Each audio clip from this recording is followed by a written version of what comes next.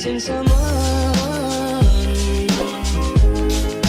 Love with all your heart. Missing someone. Love with heart. Hey guys, welcome back to my channel. So today I'm going to show you a transformational video where this client, she has completely virgin hair, and you can see I am chopping her hair off. I believe her hair was almost down to like her butt. It was pretty long. Like you can see how long that piece of hair is from just cutting it that much. And she wanted to donate it because it's completely virgin, so she is able to send it in. I believe the measurement to like usually send in hair and donate it should be about 10 inches, and hers was for sure well over 10 inches.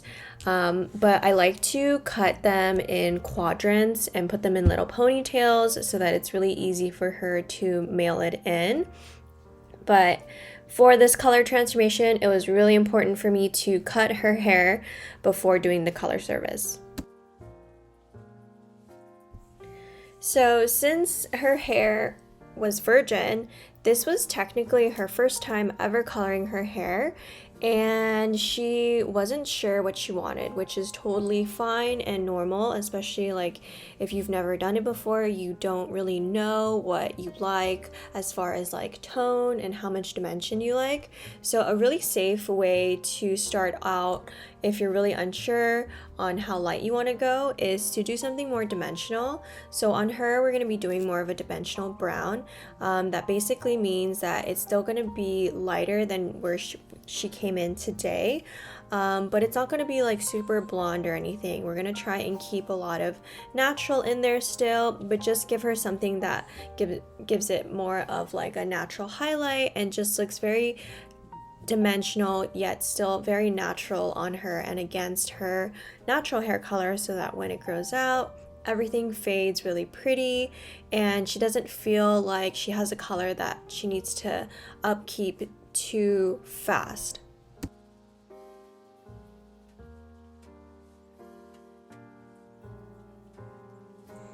So since we're going to be doing something more dimensional, I'm starting in the back here, and I just detailed her hairline a bit and did a few baby lights back to back.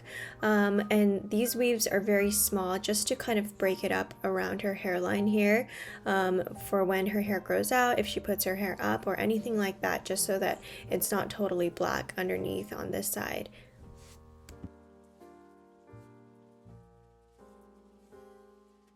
And then once I'm done detailing the hairline, just doing those two small baby lights, I'm gonna go in and take a center parting and just start slicing her hair. So I take a pretty thin slice, and I would say that this section would be a little over a 1/4 inch from the bottom. So as I keep going up in the back here, I'm taking sections that I would say are a 1/4 inch to 1/2 inch up.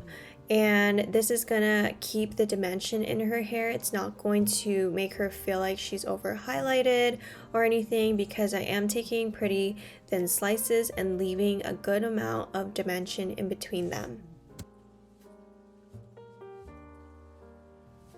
So by doing a slice like this, where you're doing a thin slice but leaving a good amount of negative space in between your slices, this is going to create a really soft blend.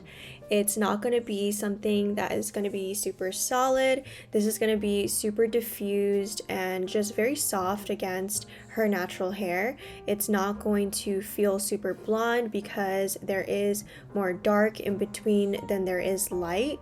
So this is just going to kind of give her a very subtle soft highlight even when this color starts to fade out. And the reason why I'm starting to do slices here is because our canvas is completely dark.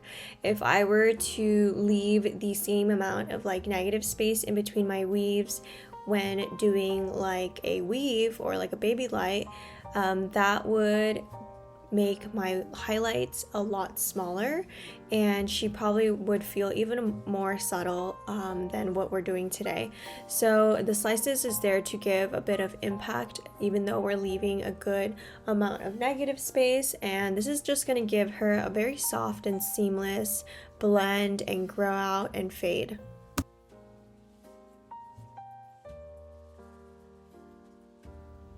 And then the products that I'm using, the lightener I'm using is the Blonde Me Schwarzkopf lightener. So I did a first bowl of 6 and 20 volume, and then the rest of the head will just be 20 volume straight for the whole process.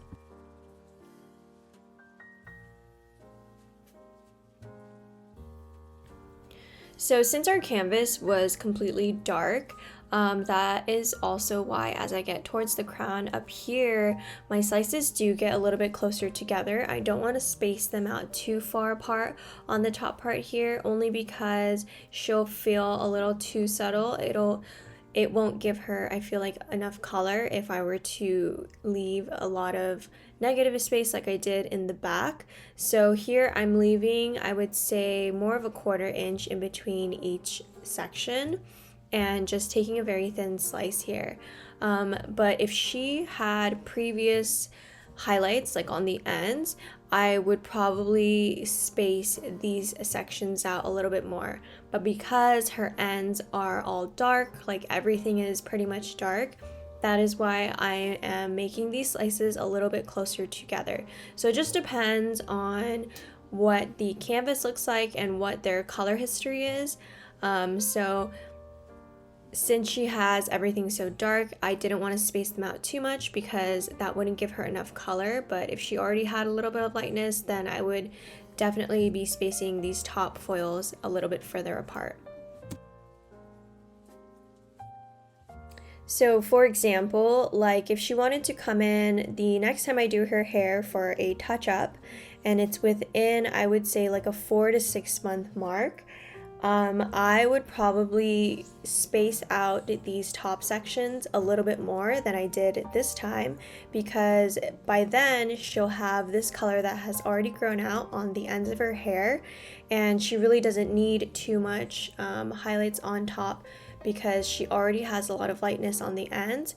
And if she wanted to maintain the more dimensional route, I would probably space out those foils a little bit more next time. But again, since she is all dark this time, that is why the foils are a little bit closer together. But for a touch-up on a very similar look, I would definitely space the foils out further apart if she already had highlights on her ends.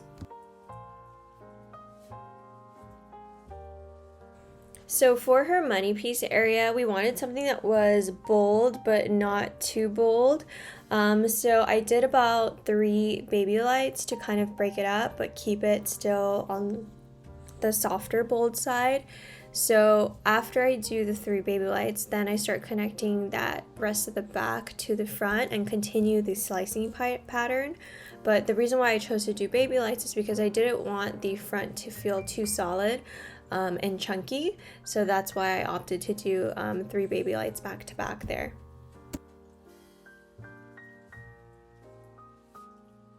So now I'm moving on to these sides to kind of tie in the rest. So I do about 2 baby lights right at the hairline to connect that top money piece with the sides. And after the 2 baby lights, I'm going to go in and connect that front to the whole back section with doing another baby light right over the ear.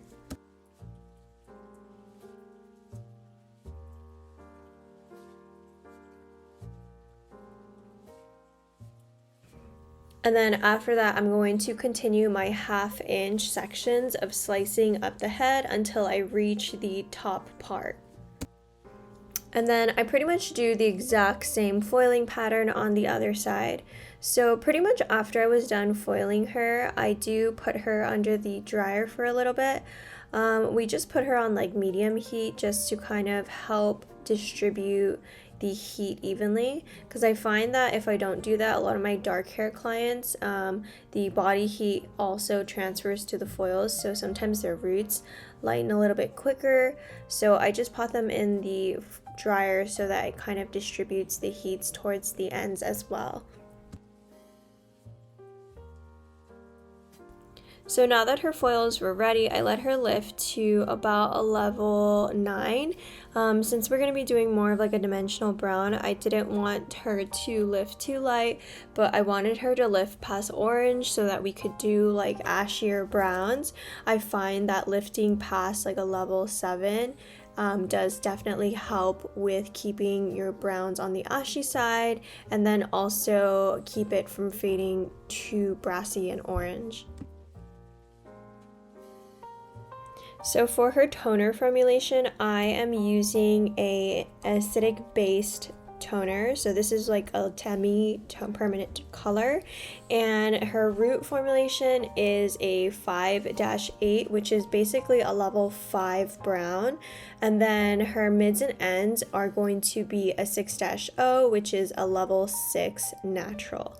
And I usually will do the shadow root first and then apply the mids and then the ends and brush that all out.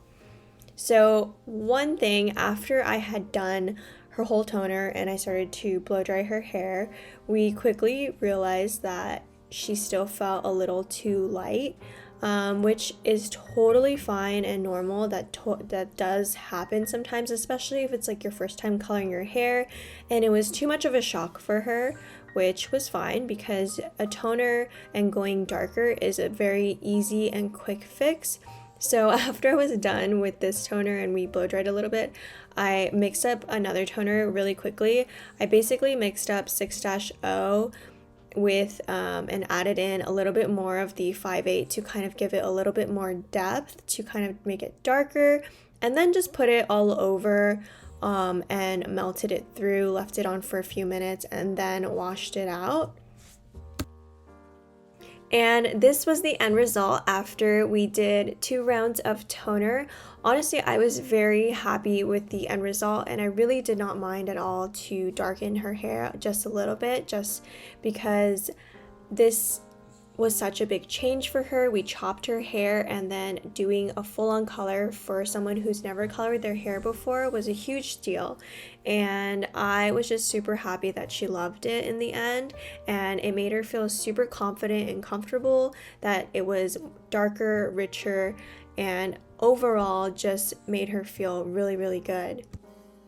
But yeah, guys, that is just a realistic situation that I wanted to share with you that happens sometimes behind the chair, and it's okay that it does. It's okay to retone a client if they don't totally love it. There's nothing wrong with that, but I was just glad that it was an easy fix and she was super stoked with it. Alrighty guys, that is it for this week's episode. Thank you guys so much for tuning in and watching. I will talk to you guys next week.